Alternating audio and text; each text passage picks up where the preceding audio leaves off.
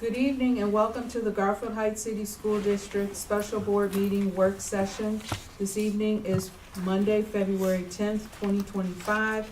I call our meeting to order. Mr. Oko, can I get roll call, please? Yes. Ms. Cox? Yes. Mrs. Daniels? Yes. Ms. Thomas? Ms. Morrison? Yes. Ms. King? Yes. Could I get a motion to adopt this evening's agenda? Is there a second? Second. That was moved by Ms. Thomas and second by Mrs. Daniels. Is there any discussion? Could I get roll call, please? Ms. Thomas? Yes. Mrs. Daniels? Yes. Ms. Cox? Yes. Ms. Morrison? Yes. Ms. King? Yes. All right, first item on our agenda is the tentative agenda review for our board meeting next Tuesday, February 18th. Is there any discussion? One thing, Mr. Oko, Yes. on the back, number 22, meeting closing, Yes. the meeting dates are incorrect. It's Got it. May Can fix that. 2025, and do we know what building we'll be in? Yes, I can fix that, and let me pull that up. Let's see.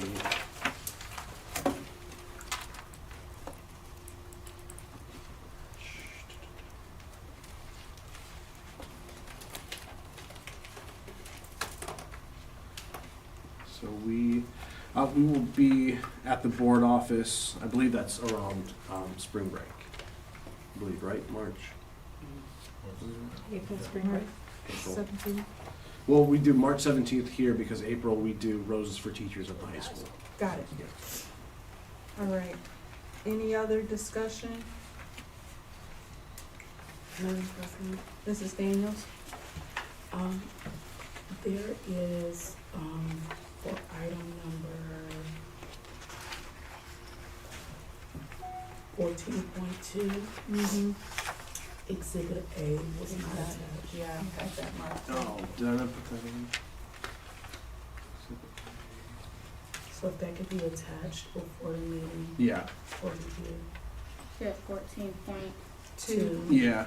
So that is, it's just a standard contract for Gary Moore. The thing is since he's taking less days than he was working last year, we had to put a resolution together and then it'll just be a standard contract, but I can get that up for you. But is there, the resolution is there, the contract is there, but it says in the contract, see Exhibit A, Exhibit A.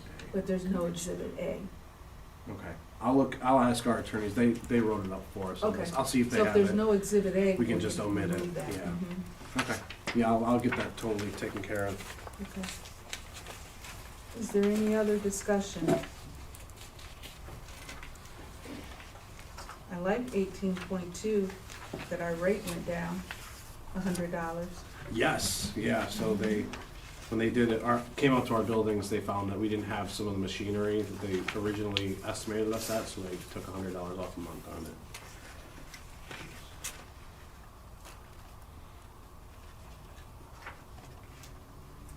Could you tell me a little bit about 19.3, the Beechbrook MOU?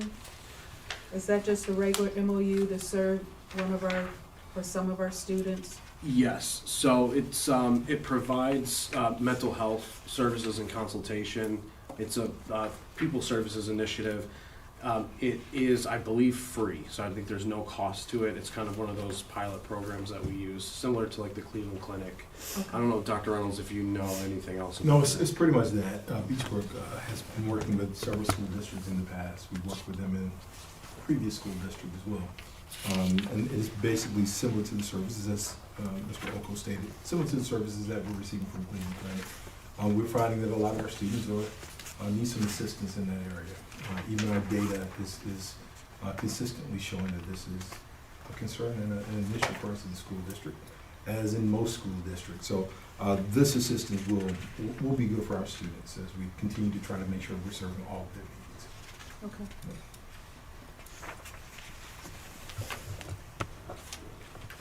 Any other questions or discussion? Madam President, Mr. Oko?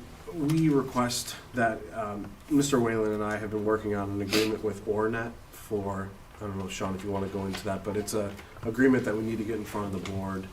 I know we didn't have it on this, but we wanted to make sure if we can get it on for next Tuesday, you guys, because it's not there, so if we could explain it to you, maybe get it on there so we can vote on it.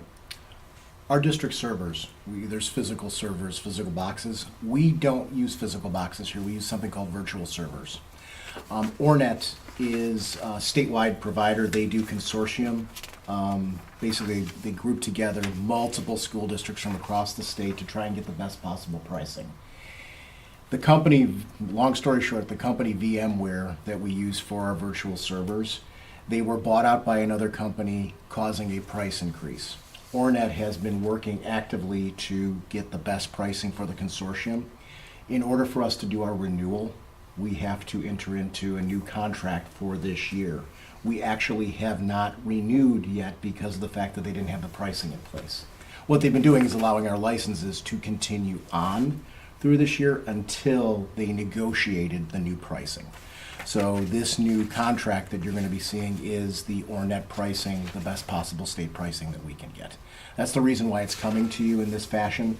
Normally we would get this to you over the summer, but because of the fact that they were negotiating a new agreement for all school districts off of that piece, we are presenting it to you now.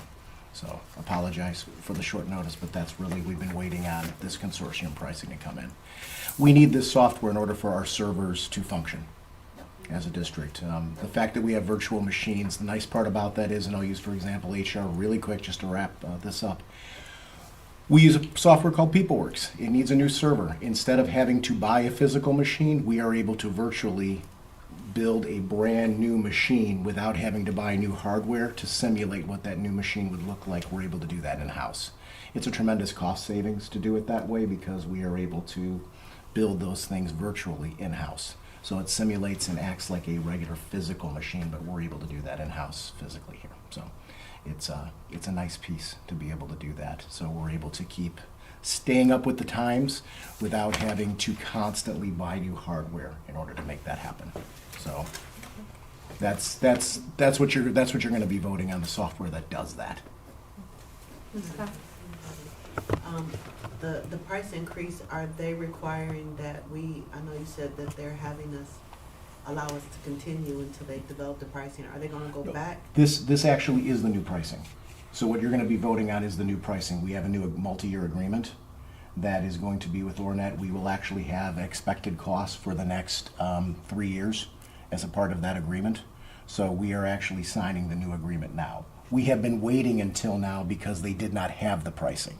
Now we do have our actual pricing in place. So basically what they did is we were allowed to continue on without having to renew our license until now because they didn't have the pricing. So my question is, are we gonna have to go back to wherever the pricing changed to? No. No. So the way that the consortium, when you state bid like that, so we've been paying at the current rate for it, or whatever our licensure was through. Now, when they're negotiating through, they're not gonna go back and lump sum us, so they're not gonna say, we've been using this Yes. since July, you have to pay us for this. No, that's, since it's consortium state bid, whatever the new price is like effective that date when they pop through. Yeah, good question. Thank you for that. Yeah, and basically our licenses are due to expire now because of they're hitting the end of this deadline. So we are just we're looking to move forward at this point. Any other questions or discussion? All right, hearing none, we'll move on to 2.2, which is Board of Education training updates. I just have a couple of dates I want to give you from our Northeast Region Executive Committee meeting of OSBA on February 25th. We will have an open house at CVCC. They will have dinner at about 5:30 and the meeting will start at 6. The Board Leadership Institute is May 2nd and May 3rd, and that's at the Hilton Polaris. There's also a State Legislative Day and that is March 18th. From 8:30 to 12, there will be the state legislative meeting, and then in the afternoon, they're asking those that are attending to make appointments to visit with your legislators after the noon hour. So those are some updates and some dates for you from OSBA Northeast Region. Is there any other training updates that anyone may have? Okay, hearing none, we're going to go to 2.3, which is an update on our district data. So I'll turn it over to Dr. Reynolds and his team. Thank you, Madam President. For the last year or so, we have been working to ensure that we are reporting accurate data to the state. In that work, we've uncovered that there are a lot of issues which may answer the question of why we've had some turnover in that area. Now we have a very strong team who's been able to really kind of dig in deep and try to figure out where our issues are, created new policies, we've created new procedures. In addition, they've also absorbed the registration for the school district as well, which is going to help us to ensure that some of the things that we were done in the past with registration, making sure those things have changed, and they have so far. We've created a totally different registration procedures. In addition to that, with our transition from our last system up into what we're using with IC, we've uncovered some other things, some other issues in the district, one of which IC, the name of the last one is Progress Book. Couldn't think of Progress Book, yes. In Progress Book, it allowed some things to happen in Progress Book where some kids have been hidden. But once we transitioned to Infinite Campus, this was illuminated that these kids have been on a kind of rotating schedule. Every year they just kind of they roll over. And this is something that all departments have been impacted, meaning everyone has been doing some detective work and trying to understand what's going on. So they've been working in their own direction with their own lens to really see what's been happening. And coming from our data department, they've stated that this was the data that we've inherited. And then, so to ensure that we were all on the same page, we called in Connect. And Connect is the organization that comes in and helps us, is our ITC. And they come in, and in that meeting, they confirmed exactly what our data department has uncovered. I've asked them to come here to add to anything that I'm missing in some of the explanation on where we are and kind of a timeline on where we are. And some of the things we're partnering with Connect as well. So Dr. Stitt and Miss Owens will be presenting a little bit more information to make sure we're clear on where we are and where we're headed and how we're going to fix this issue. Good evening, Board President King and board members. So it's not an official presentation, but as Dr. Reynolds shared, we inherited a lot of data that's been rolling over. We actually investigated to about 5 years with incorrectly reported data. So we've been working diligently trying to provide information to different departments so we can get the data corrected. Ms. Owens, our wonderful EMA supervisor, has been working closely with our ITC Connect as well as ODEW to try to correct some of those problems. She has to do what's called an FC override, where we can't just pull the students off of our system because they've been rolling for so many years. We have to submit it to the state, and then the state will let us know when we can remove it. So some of the students who have continuously rolled are still currently on our system, but we are waiting for the state to do their work so that we can then remove it. So there's that issue. Students are just continuously rolling.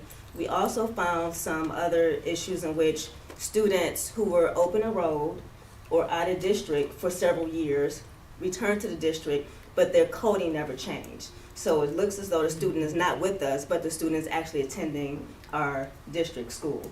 So we've been working closely with the buildings. They've been sharing information. As I'm working on other projects, some of this information has also been illuminated. We've also found that some students who we are reporting have never attended.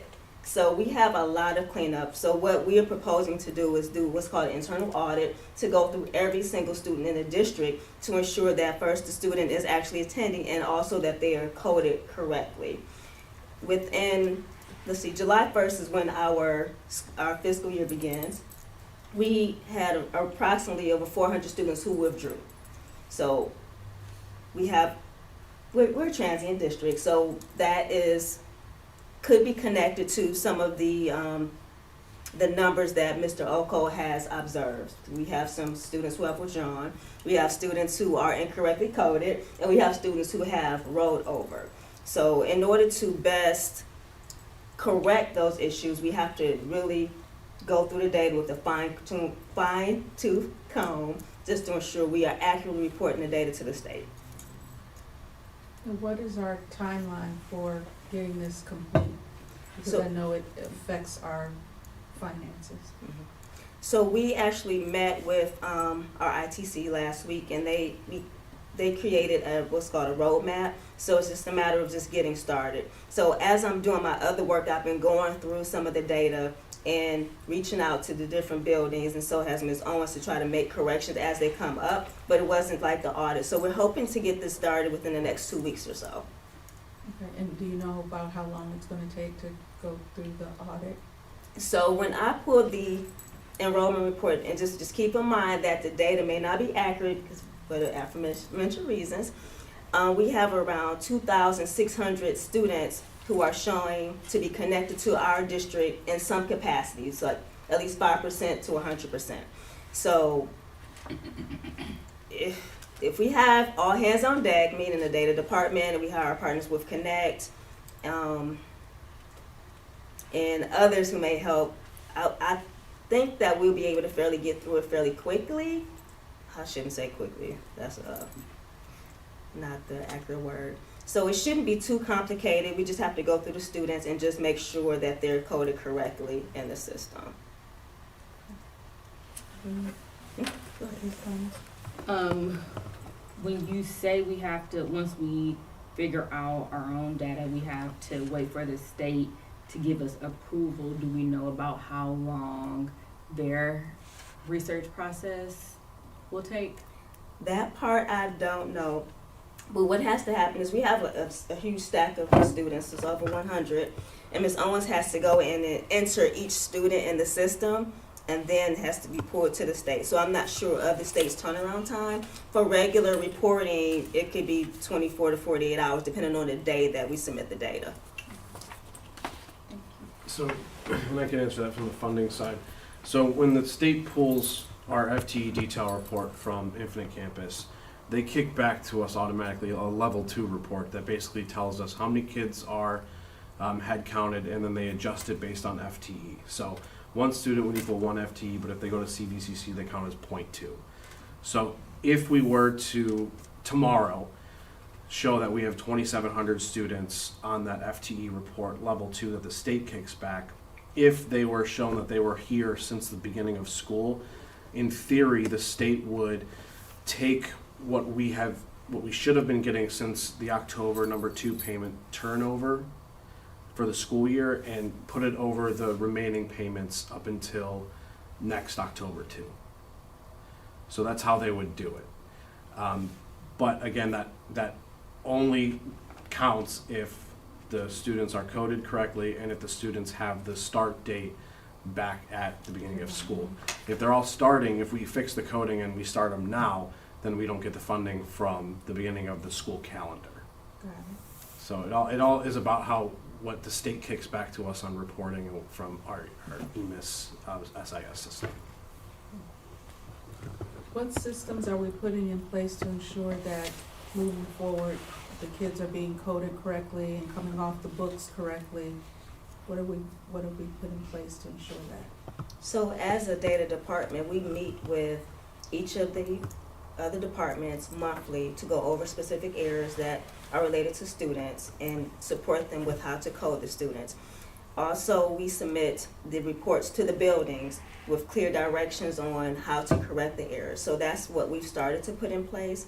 But it's really a matter of the departments and the buildings really reviewing the errors that we receive and actually acting on those errors and making the corrections. So those are the systems that we put in place. So now it's a matter of just following up continuously to ensure that they are actually making the adjustments in the system. And who, and this might be a Dr. Reynolds question, I'm not sure, or Dr. Such may be able to answer it. Who in the buildings is responsible for making those changes? Yeah, they're data owners, what they label as data owners in each building. And so they're either working with counselors or working with the building secretaries to make sure these particular things are in the system correctly or added in the systems correctly. But from more of a district level, that's why I've started in the last cabinet meeting we had over at the middle school. We started looking at that data. There's a report that we're going to be looking at. And basically, you can take a look at first submission to the second submission. Should be some movement in the submissions where our buildings or our departments have made some adjustments. That is just to make sure that all of our eyes are on this data, and this is how important the data is, that we're going to use the time in the cabinet meetings to make sure that we are exploring what we're doing. In addition to what she mentioned, some of the things that were happening were in registration, as I said a little bit earlier. So some of the process they created, actually Ms. Owens created an entire process for entering kids, for kids coming on board in the school district. That is going to be something, because what we were finding out that kids were missing SSIDs, they were missing language, questions of language, walking in the doors. So those were some things that will send up critical errors or alerts, and we have to go ahead and make sure we're correcting them. Over time, I don't know if we placed enough importance to getting those things done timely, because if we had made those adjustments early on, I don't think that we'd be in the situation that we're in right now. So I want you to just imagine where we are with the normal correcting of some of the alerts that they're receiving. That's one thing. That's the ongoing job of our EMS department. And it's going to be all year. That's every year. That's just kind of how it works. But then there is the cleanup of the things that, so there are two wheels that are turning right now, and I want to make sure that you understand that this is why it's happening, and not really at the speed that we would love it to happen, because if we're just addressing these, then we're letting these things pile up. So that's why they're two wheels. We basically just imagine, the dish twirlers, and they have the sticks going. We have to keep coming here to make sure these things are taken care of. So there are a lot of things that are turning right now, but they've been working on this since they've entered the district last year, and just identifying some things. But the conversion to Infinite Campus allowed us to see some things that are really deep in the walls. If we're thinking about a home being renovated, it's really allowed us to see what's really going on behind the scenes. Question. Data owners, are these teachers, are these other employees? Who are, I don't want to know specifically, but who are the data owners? I can respond to that. So the data owners would be like a building principal in the different departments. For example, any data that's relevant to assessments, the teaching and learning department would own that. Any data that's relevant to our students with disabilities, the special education department would own that. And again, anything relevant to specific students and buildings, it would be like the principals or who they delegate or designate as the data owners. So every piece of data has a purpose. So whoever works in that particular area becomes the data owner. So what we do, we report the data and we receive it, and then we send it back to the data owners who have either first line data entry or have connections with that work. So those would be considered the data owners. So an individual who has close relationships with the data that we're reporting.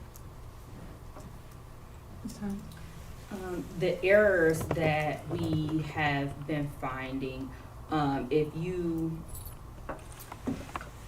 had to say, would you say the errors were because of a lack of training or lack of policies or lack of collaboration? Like, are we able to kind of pinpoint how we got here?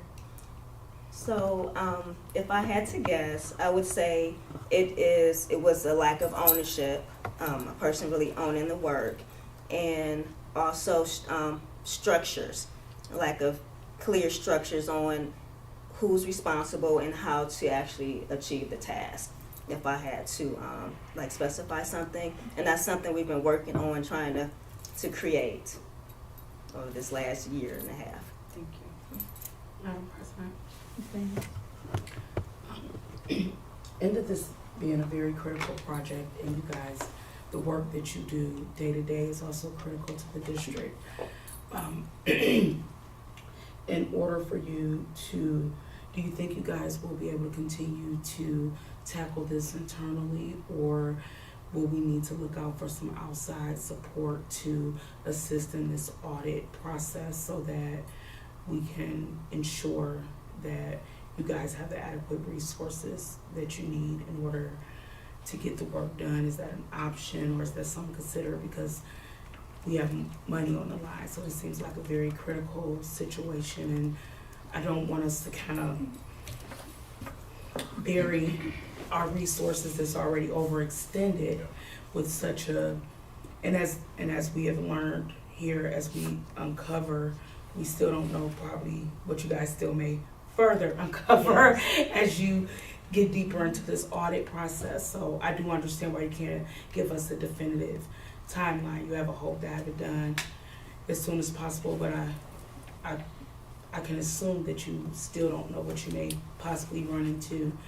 So just trying to figure out, is this something that we can consider some additional support to ensure that it's done timely without overextending our current resources that is extended with the data and the day-to-day operations of that department, because they already have a heavy lift. So it's just a question, just something I'm throwing out there just to consider maybe. I would never turn down support or resources. So if that's an option, I'm sure Ms. Owens will be agreeable as I will. Yeah. So whatever supports we can get to get the data reviewed as quickly as possible. Because like you said, as we go through it, we may uncover other things, which has happened. That's why we found these other issues like the rollover students by searching for something else. And I think it's just very important just maybe to look at it, you know, as a reasonable means. Like, this has to be done and done correctly. And, you know, we don't want to get in a position where they're twirling both sets of plates, and then, you know, stuff start falling apart because it ain't but so much our human capital can do. We're hopeful that our partners, Connect, will be able to assist us in that area. That was one of the things in our meeting that we talked about, just having someone who can come in and just walk through one by one each student who are connected to us to make sure that they've been inputted correctly, and just kind of taking it from there.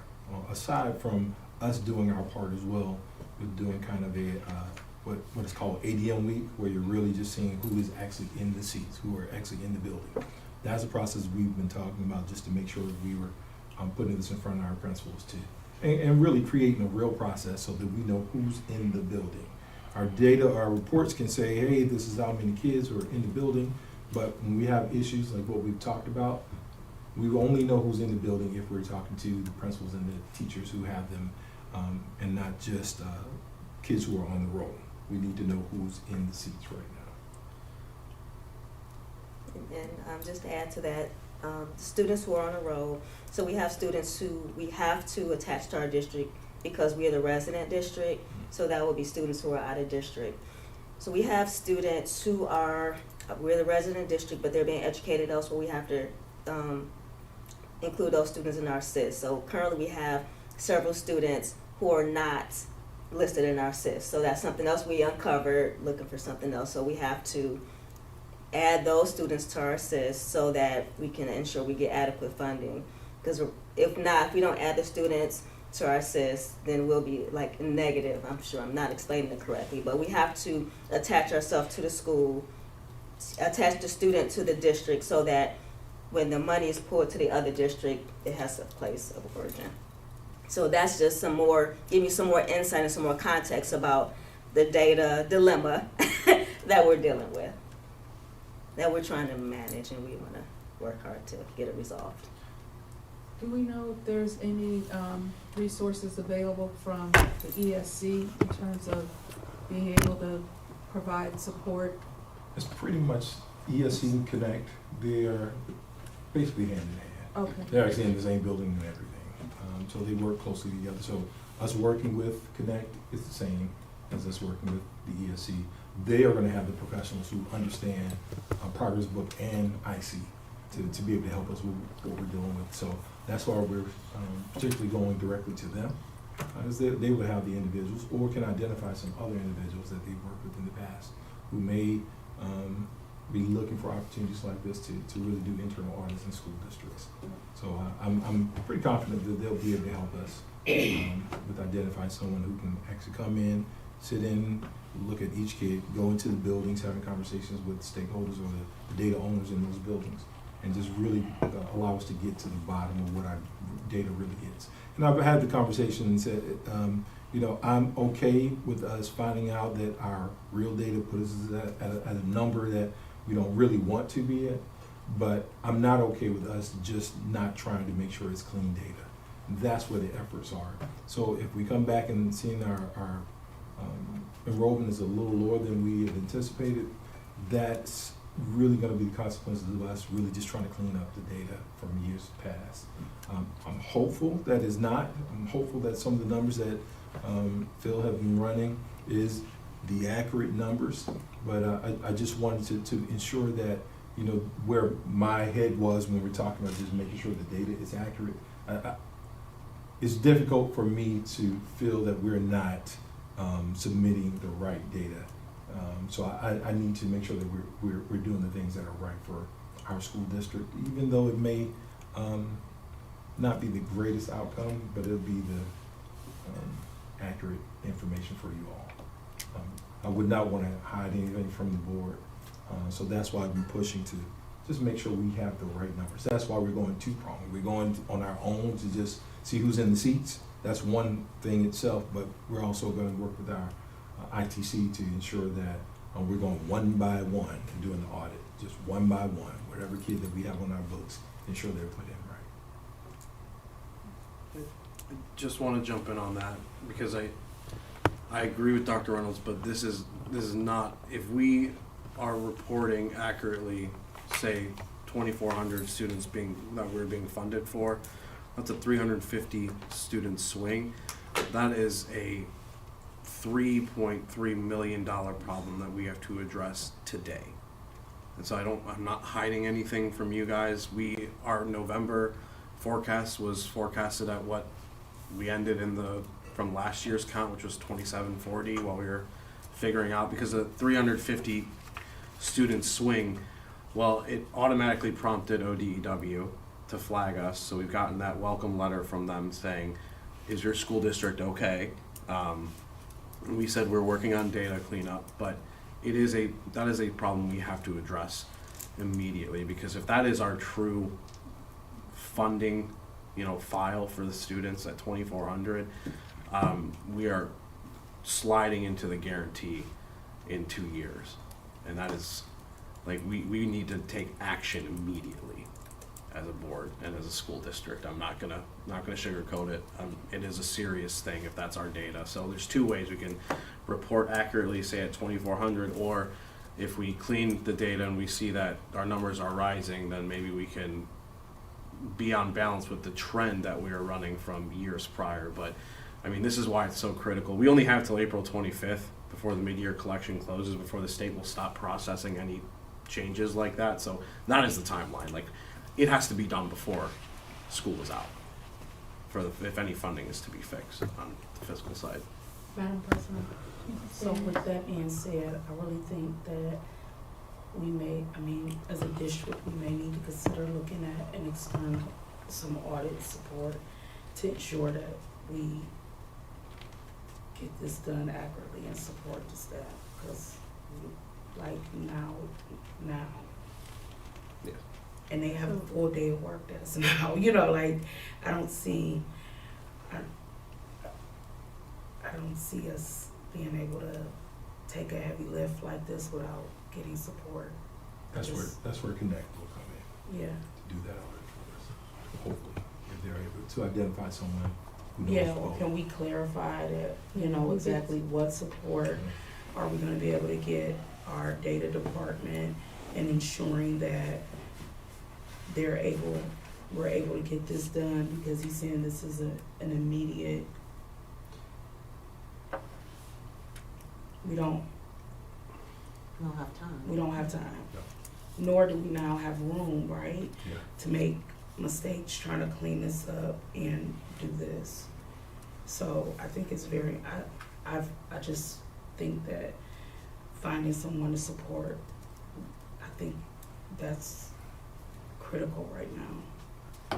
Can you reach out to, IC and see, how much? IC is a sales company. They're about sales. When they get to the point where they feel the transition is done, that's pretty much where we would end that.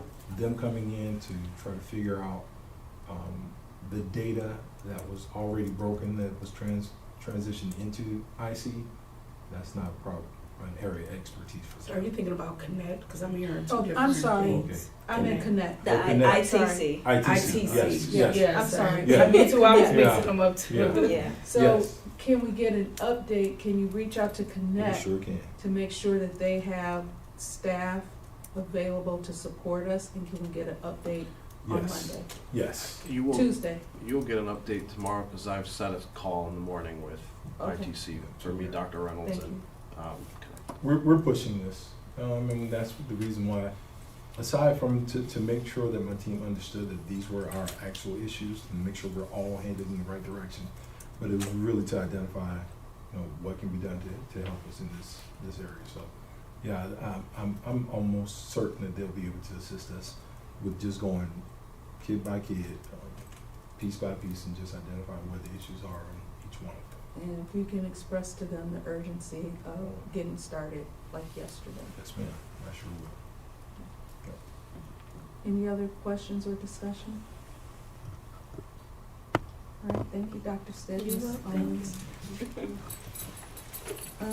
Dr. Reynolds, if you can give us an update on where we're at with Homeland Security and our ICE policy. Yes, there were some recent issues where we've had parents who were concerned about some happenings in public schools in regards to immigration officials entering buildings. And what we did, we reached out to our legal department, and they were able to provide us with some guidance. We've shared that with the buildings, and we've also just had honest conversations with our school district, with our district leaders, to really talk about what our focus is, and our focus is on just continuing to focus on children. That is our aim, to respond to the needs of children. The things that are happening outside of that is noise to us. It is important to us when it's important to our parents, whether or not their children feel safe in our buildings. And it's important for us to really communicate that their children are safe in our buildings.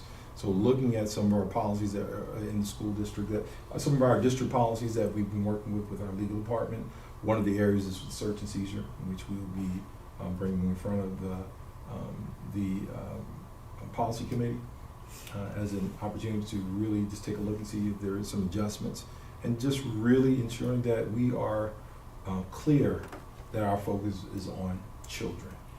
We want to make sure that our buildings, that we are legally cooperating in those ways that we should, but also just making sure that we understand what our rights are as a school district, and what our efforts to make sure that we're doing our best for our children, what that really looks like.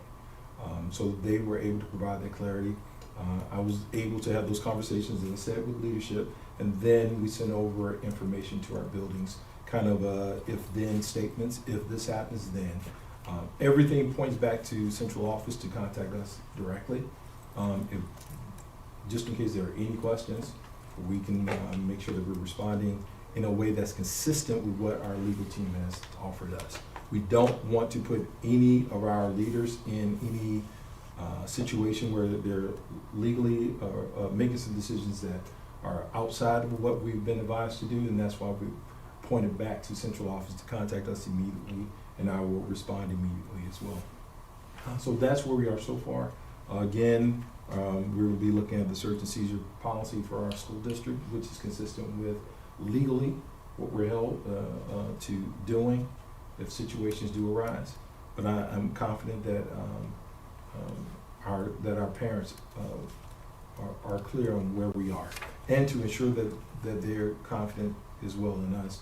We're also going to be sending out correspondence to our parents just to highlight some of the things that we are prepared to ensure that the kids are safe.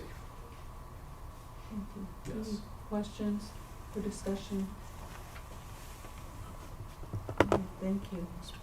I want to turn the floor over to Ms. Daniels. Ms. Daniels had an idea for a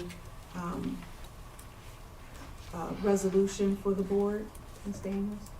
Thank you, Madam President. With everything that is just the state of where we're at with public education on a federal level, I thought it was very important that the Board of Education enter a statement of a resolution just restating our commitment to providing a quality education to all children. As elected officials and board members, we have taken an oath to uphold the Constitution. So our commitment to providing a quality education for all students is not in any attempt or efforts to violate any laws or constitutional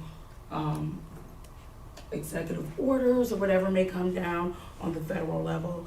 But I think it's very important that we show our students and our community that we will continue our commitment to ensure that this is an equitable learning environment for all students, and that as a board and then as a school district that we will continue to do the work. And I could send it to you guys because I did draft a resolution. I don't know if you guys want me to read it. And I just kind of really base it upon our equity statement that we already have, because we do have an equity statement and equity policy that already clearly states this, our commitment to educating our children in the Garfield High School District. But I think during this time, our community, our families, our students, our educators, our staff needs to know that we are still steadfast to our policy and our commitment to educating all students here in the Garfield High City School District. So I think if you could get that out to all of us to take a look at, and then we can, if we're in agreement, we can get that in front of the policy committee, so then it can come back out for us to adopt. Yeah, and also we'll recommend just maybe sending it through legal to Yes. ensure that, and maybe Mr. Communications, Jim. Yes, Jim. Yes. Sure will. Thank you, Ms. Daniels. Any, yes, Ms. Thomas? Are we thinking of a resolution or a policy? A resolution. Right. Just a resolution or even a statement. If you remember during George Floyd, we just entered a statement. Mhm. You know, so either way, I just wanna make sure that we acknowledge, if that's where we continue to stand as a board. I don't wanna make any assumptions. So that's why I wanted to bring it before the board as a whole, to just see, is this where we continue to stand? And if so, that we communicate that to our constituents. So if you can send that out to us, that would be great. All right, any other questions or discussion on that matter? I'm in agreement. Yes, I'm in agreement too. Ms. Cox, all right, so we'll take a look at the policy, or, I'm sorry, the statement resolution, and then we'll get it in the hands of our legal department and, Mr. Cooks, and we'll take it from there. Thank you, Madam President. Thank you, Ms. Daniels, Mrs. Daniels. All right, we are at the end of our special board meeting. I will take a motion to adjourn the meeting at 6:47. Is there a motion? So moved. Second.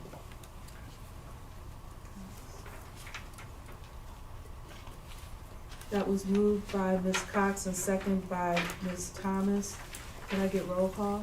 Ms. Cox, Yes. Ms. Thomas, Yes. Mrs. Daniels, Yes. Ms. Morrison, Yes. Ms. King. Yes.